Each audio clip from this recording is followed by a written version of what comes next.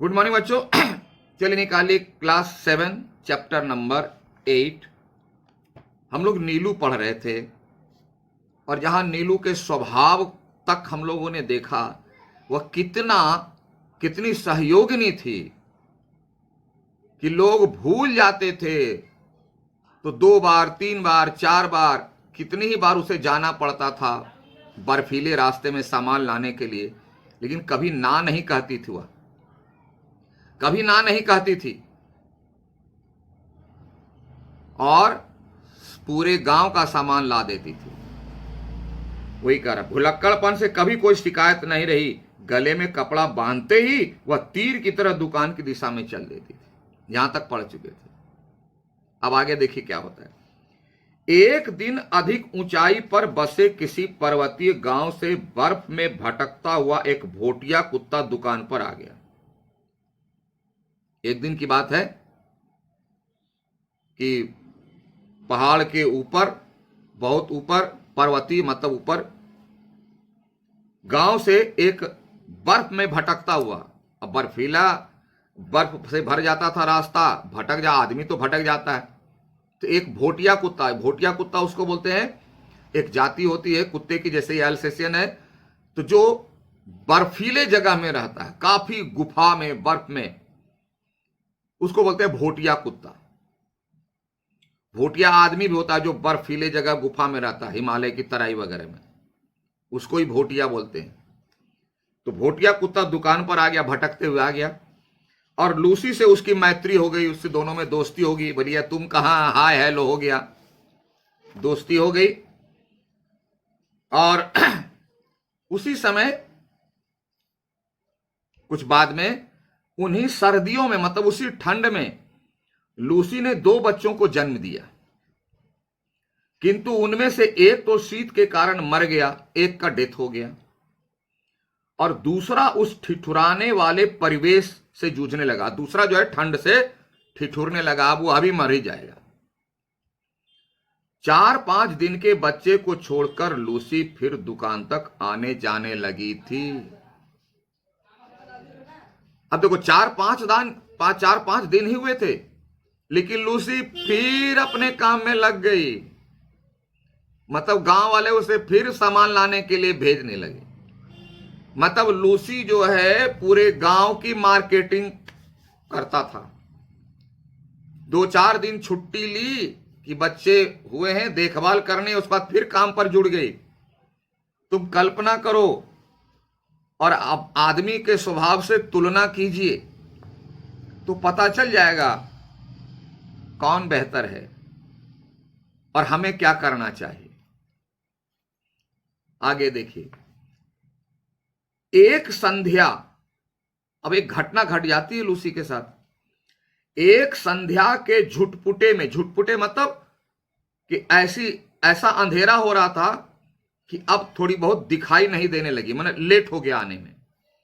Lucy ऐसी गई कि फिर लौट ही ना सकी।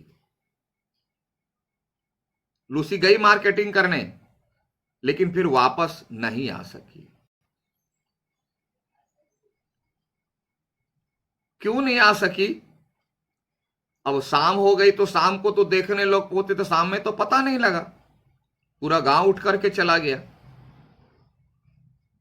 लेकिन बाद में पता चला, क्या पता चला देखिए। शीतकाल में घ्राण शक्ति के कुछ कुंठित हो जाने के कारण, यानी ठंडे के मौसम में कुत्ते में कहा जाता है सूंघने की शक्ति जबरदस्त नहीं, नंबर 1 की होती है। तो ठंडे के कारण जो है, शीत के कारण सूंघने की शक्ति में कमी आ जाती है।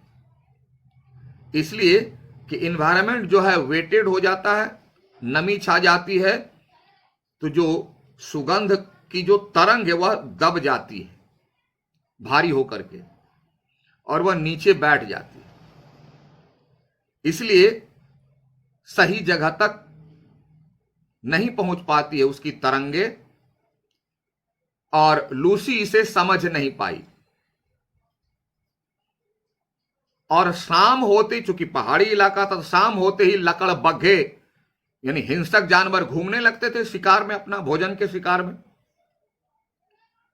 कारण हुआ कि लूसी को आने में थोड़ी देर हो गई, थोड़ा अंधेरा ज्यादा हो गया, तो लूसी तो चली आती, लेकिन उधर क्या हुआ, दो कारण हो गया कि ठंडे के कारण जो है वह उसके सूंघने की जो शक्ति थी वह थोड़ी कम हो गई, तो जिससे वह पता नहीं लगा पाई कि आसपास कौन है नहीं है। और थोड़ा अंधेरा हो जाने के कारण शिकारी हिंसक पशु जो है इधर उधर घूमने लगे शिकार में, जिसमें लकड़बग्घे भी ज्यादा आते हैं शिकार के लिए। और लकड़बग्घा वही कह रहा है, कुंठित हो जाने के कारण कुत्ते लकड़बग्घे के आने की गंध पाने में असमर्थ रहते हैं। कुत्ते को जो है गंध से पकड़ लेते हैं, सभी जानते हो। तो लकड़बग्घा है कि आसपास कौन है वह सुगंध से, गंध से पहचान लेता है कुत्ता, लेकिन ठंड के कारण नहीं पहचान पाया और लकड़बग्घा आया होगा और उसे मारकर खा गया लूसी को, और उसके अनायास आहार बन जाते। आहार मतलब भोजन, मार के खा गया लकड़बग्घा, यही हुआ होगा।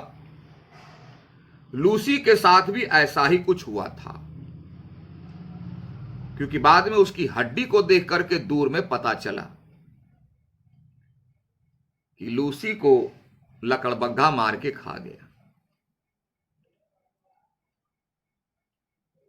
कहने का मतलब कि लूसी जो है गांव वालों की सेवा करते करते शहीद हो गई और अपने पीछे एक बच्चे को छोड़ गई, उसी का नाम नीलू है। मां भी वैसी, अब बेटा कैसा निकलता है देखिए। लूसी के लिए सभी रोए, सभी मतलब कौन, पूरा गांव रोया, बिलख बिलख कर रोया कि इतना बेहतरीन स्वभाव का पशु जिसे हम कुत्ता कहते हैं, कुतिया कहते हैं, नहीं मिल पाएगा। जैसे गांव वालों को लगा उसका सबसे अपना सबसे प्रिय खो गया, पूरा गांव दहाड़ मार के रोया। परंतु जिसे सबसे अधिक रोना चाहिए था, उसका बच्चा, वह बच्चा तो कुछ जानता ही ना, तो उसको क्या पता कि उसकी मां के साथ क्या हुआ, मां कौन है। तो 4-5-6 दिन का बच्चा था। एक दिन पहले ही उसकी आंखें खुली थी, यानी आंखें खुलने में टाइम लगता है, जन्म लेने के कुछ दिन बाद उसकी आंखें खुली, तो एक दिन पहले तो आंखें खुली, तो मां को देखा भी होगा या पहचानना तो दूर की बात है। अतः मां से अधिक वह दूध के अभाव में शोर मचाने लगा। मां की पीक ने, उसे भूख लगी, दूध चाहिए, वह चिल्लाना शुरू कर दिया। तो महादेवी तो पहले ही बताया उस सभी पशुओं को अपनी संतान मानती है। दुग्ध चूर्ण यानी पाउडर वाला दूध से दूध बनाकर उसे पिलाया जाता। महादेवी जो है पाउडर वाला दूध से दूध बनाती थी, पिलाती थी। और पर रजाई में भी वह मां के पेट की उष्णता खोजता।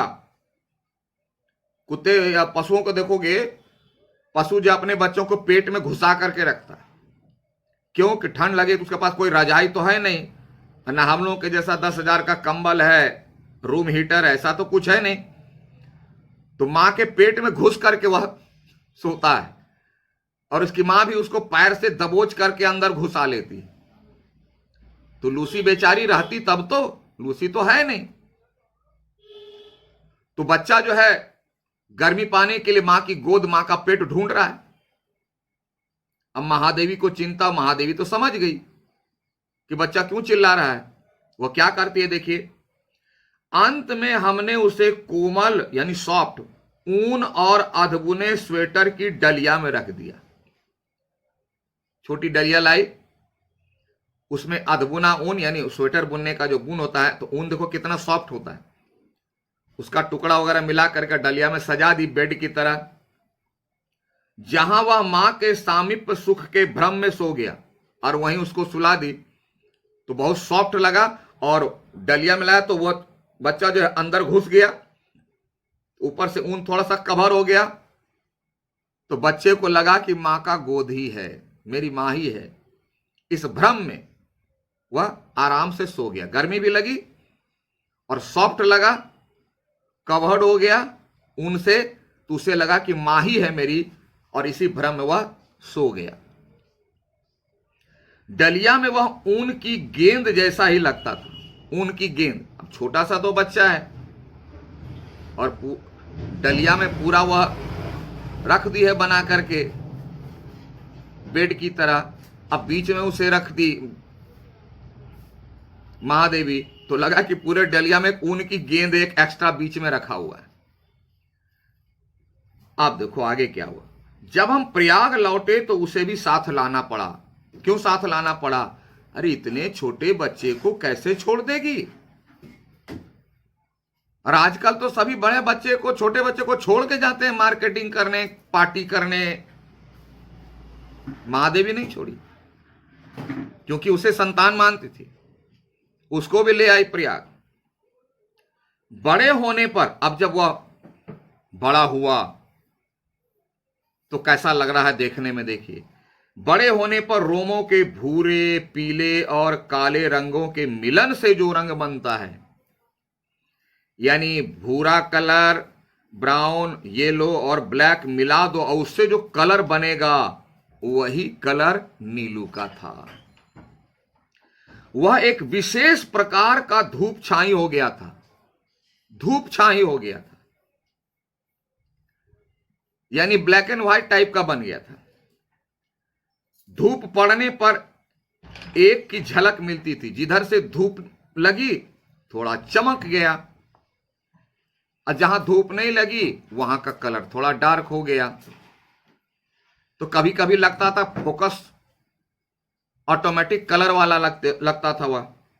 अच्छा, में दूसरे की ओर, दिए के उजाले में तीसरे की कलर पर, रोशनी पर कम रोशनी है तो ज्यादा डार्क होता था, अधिक रोशनी है तो ज्यादा चमक जाती थी। इस तरह का हो गया। कानों की चौड़ाई और नुकीलेपन में भी कुछ नवीनता थी। यहां देखो नीलू का वर्णन है और उसके पहले पैराग्राफ में वह उसकी मां लूसी का वर्णन था फिजिकली। कानों की चौड़ाई और नुकीलेपन, चौड़ा भी और आगे जाके नुकीला भी, इस तरह से चौड़ा और नुकीला पन में कुछ नवीनता थी, मतलब नयापन था, नए ढंग का। सिर ऊपर की ओर और अन्य कुत्तों के सिर से बड़ा और चौड़ा और लंबोतरा पर सुबड़ा, और लंबोतरा मतलब थोड़ा लंबा लिए हुए लेकिन चौड़ा, मतलब चेहरे की बनावट भी दूसरे कुत्तों से बिल्कुल अलग। पूंछ अल्सेशियन कुत्तों की पूंछ के समान, अल्सेशियन कुत्तों की जो पूंछ होती है जैसे इसकी मां की थी उसी तरह की पूंछ इसको भी थी। समान सघन मतलब बहुत ज्यादा घने रोमों से युक्त, पर ऊपर की ओर मुड़ी कुंडलीदार। कुंडलीदार मतलब पूंछ ऐसे है ना, ऐसे, तो ऐसे मुड़ी हुई पूंछ है। पूंछ ऐसे रहती है तो ऐसे, या ऊपर की ओर इस तरह से, ये ऊपर की ओर मुड़ी, ऐसे मुड़ी हुई पूंछ थी, कुंडलीदार। पैर जो था अल्सेशियन कुत्ते के पैरों के समान लंबे, मतलब लंबा, क्योंकि लंबे पैर से अल्सेशियन कुत्ता जंप करता है, ज्यादा तेजी से दौड़ सकता है। पर पंजे भोटिये के समान मजबूत। पंजा जो था भोटिया कुत्ते के समान मजबूत, स्ट्रांग था, क्योंकि पहाड़ी चाहे व्यक्ति हो, चाहे जानवर हो, चाहे फल मूल हो, बहुत स्ट्रांग होता है। क्यों? कि वह बहुत स्ट्रगल कर करके वहां रहता है। चौड़े और मुड़े हुए नाखूनों से तो चौड़ा था ताकि पकड़ बना सके, और नाखून मतलब पहलवान की तरह। उन गोल और काली कोर वाली मतलब जैसे ऐसे खींचते हैं ना, जैसे कोई लाइन खींची हुई, उसी कहते हैं कोर वाली। लगता कोई लाइन खींच दिया, कोई आर्टिस्ट जो है लाइन बना दिया। आंखों का रंग शहद के रंग के समान था, जो हनी का रंग होता है, कलर हल्का ब्राउन और लाइट, जो धूप में तरल सुनहला हो जाता था। मैंने लगता था सोना पिघल करके बह रहा है, इस कलर का हो जाता है। कितना सुंदर वर्णन है देखो। और छाया में जमे हुए मधु सा पारदर्शी लगता था। जमा हुआ मधु का थोड़ा कलर डीप हो जाता है और रोशनी में थोड़ा लाइट हो जाता है, तो इनकी आंखों का जो कलर है उसी तरह का देखने को लगता था। आकृति की विशेषता के साथ, यानी जो उनका डिजाइन है, जो उसका रूप था, उसमें तो वह अच्छा था ही, उसके साथ साथ क्या था, उसके बल यानी ताकत और स्वभाव में भी विशेषता थी। उसमें ताकत भी थी, बहुत बड़े बड़े काम भी कर लेता था, और नेचर भी बिल्कुल अलग। उनका नेचर अगर पढ़े होगे तो पता होगा, अफसोस लगता है, आश्चर्य होता है, ऐसा व्यक्ति बहुत कम मिलेगा, ये तो पशु है। वही करे, स्वभाव में विषय थे, ऊंची दीवार को भी वह एक छलांग में पार कर लेता था, यह उसकी ताकत थी, एक झटके में ऊंची दीवार को फाड़ जाता था। और रात्रि में उसका एक बार भौंकना भी वातावरण की स्तब्धता को कंपित कर देता। स्तब्धता मतलब सुन्नाटा, सन्नाटा। एक बार भौंकता था ना नीलू, तो लगता था पूरा गांव जो है एकदम तहलका मचा दिया, शेर की तरह दहाड़ जाता था।